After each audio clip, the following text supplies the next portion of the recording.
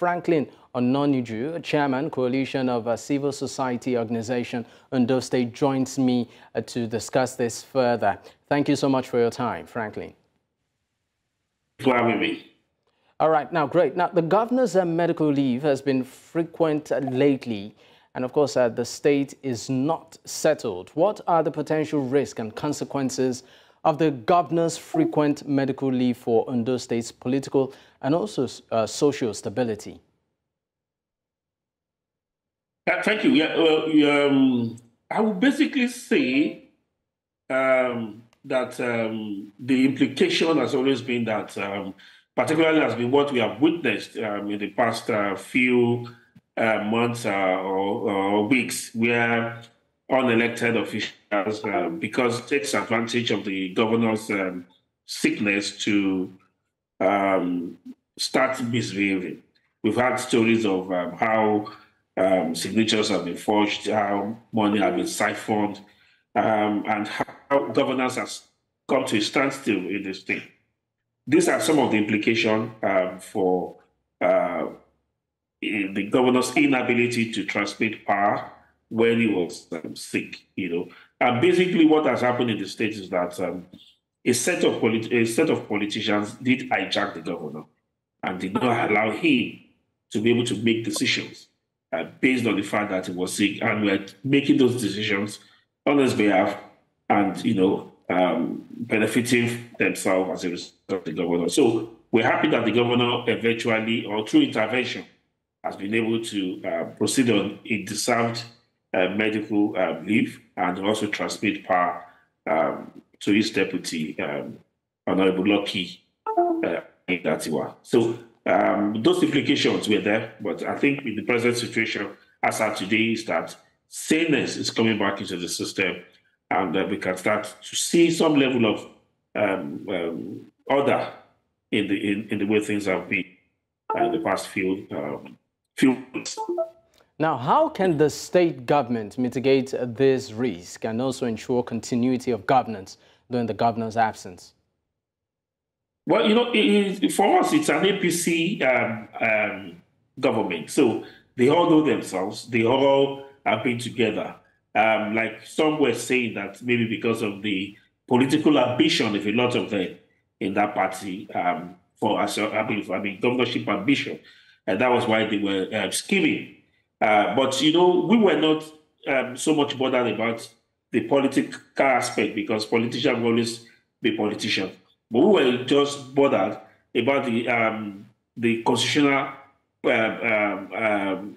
quagmire that we were facing, where nobody was running Ondo State as it were. There was nobody that we could go to and say, okay, yes, this is the person that has the authority to take decision, to sign document. So the mitigating such lacuna will be that at each point of time, in time, politicians should be able to understand that power or whatever position is transient, and the constitution must be followed at every point. These are already laid down laws that governs the political process. So if a governor is not available, automatically the deputy governor takes over. So whether he refuses to transmit power or, that process should kick off seamlessly. So, we must ensure that at every point in time, a leader represents a leader. A vacuum is not allowed to be created. So, after every point in time, one person, either the deputy, when the governor is not, must be on the seat to take decision. Because what we have witnessed is that because the deputy governor was deliberately prevented from assuming power, a lot of politicians took advantage of that position, of that lacuna, and messed up the whole system. Now that we know that the deputy governor will be assuming the position of governor, in acting capacity, what do you suggest should be his top priority? Apparently, it appears like, in a way, the cabinet is somewhat divided. What are the key priority areas you feel that the deputy governor should look into, as soon as possible? Like I said, for me, I think it's a continuity. He could have his own agenda, but it's a continuity. And for me, politics, politicians, they don't have scruples. I'm sure because this man has power has been transmitted to him. All these other people that have been fighting will come maybe one way or the other, even if it's going to be in the night, to go and beg. I think should be one of his priorities is to bring saneness into the process. We cannot afford to have people that have come that are still in this government, still indicted to have process, or should be made to face the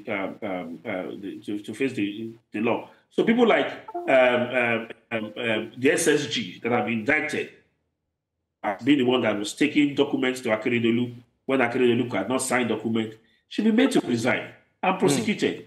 Other people that are complicit should be made to resign their position and be prosecuted. That should be the first priority.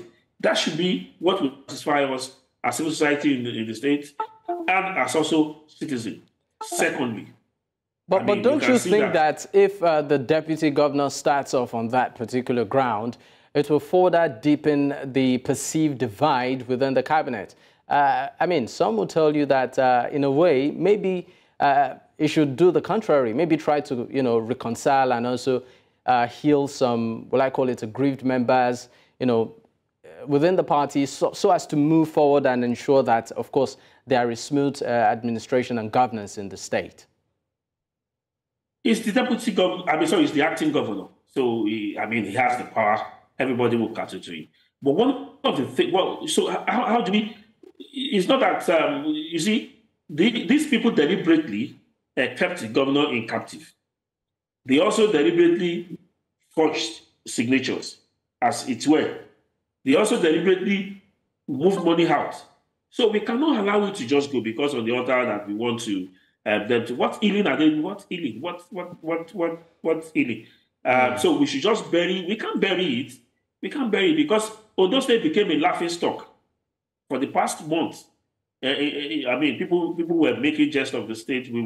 There was a lot of negative talks. So we must correct that. We must ensure that it never happens again. So those that were complicit should be made to face then it should because from what we heard that he has the authority to take charge, irrespective of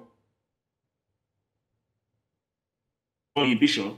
Then he gets a lot of people removed, a lot of people changed. Because the truth is this: when things like that happen, and people deliberately, because of political undertone, refuse to follow the law, then you must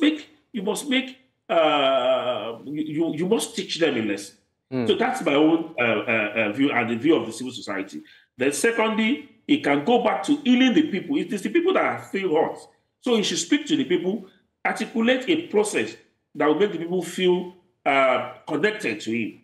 Because one thing is this: a lot of people lost faith and hope with this party, with these people, and a lot of the were with the people. So the healing is with the people, not with the politicians, because they always have their way of coming back to continue to do their nonsense. But you should go back to the people, articulate a plan, meet the civil servants, meet every facet of the society, and ensure that monies that are supposed to be paid in terms of salary, money that are supposed to be paid, all these things are done on a cleaner basis within the first month before we go into the new year, because by next year there will be a lot of politicking. So that should be what he should be doing now. Programs of Akeredolu that are good, he should continue with it.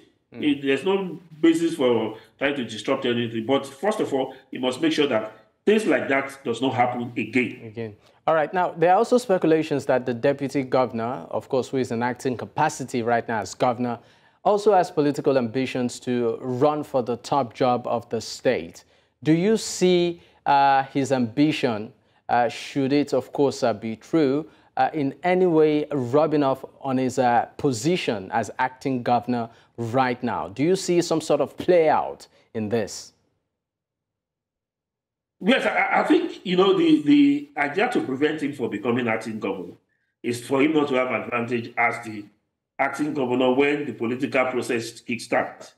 But, the issue is this. When Providence and God has put you in a place, Understand? People should not try to stop that kind of a person because one, they continue to push that person forward. Understand? Politics, their primaries is coming up next year. Either as a governor or as an acting governor, the primary is there. If the delegates and the rest feels that it's not good for them, then they don't, if he can articulate his point and win them, fine. That is politics. It's purely politics. Understand? So, but what we are saying is that if that time comes, they can slug it out with each other.